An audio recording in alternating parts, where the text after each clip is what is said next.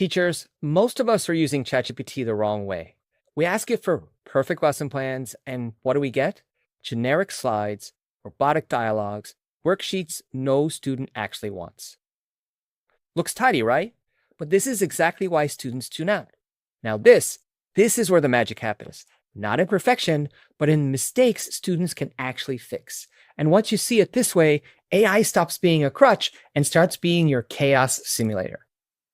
As a new ESL teacher, you're told to follow the book. So you hand out the dialogue. Hello, how are you? I'm fine, thank you.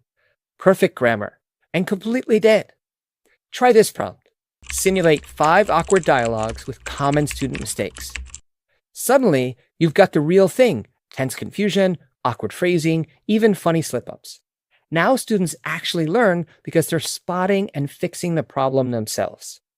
And you just cut your prep time in half. But what if you're past survival mode and want maximum classroom impact? You've been around long enough to know tiny examples don't build skills. Students need friction. The polished side, worthless. The flawed side, exactly what you'll collect on Monday.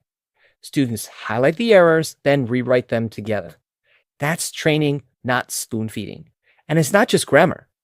Drop in a school policy. AI spits out the same objections you'll hear in the hallway. Suddenly, debate isn't abstract, it's reality. Here's the truth. If you're only asking AI for perfect examples, you're wasting its power. Simulated mistakes and messy voices, that's where it shines. And it doesn't stop at school. Watch this. Not a teacher? Same rule applies. Stop asking AI for polished answers, start stress testing your choices. So let's say, for example, you're interested in getting a new laptop. So here's a prompt you might use. Simulate the pros and cons of laptop A, cheap, short battery, versus laptop B, expensive, heavy, or waiting 6 months. Factor in travel lifestyle. Laptop A, battery dies mid-flight. Laptop B, sore shoulders, waiting delays, projects. That's not guessing, that's rehearsing reality. Now, try this prompt.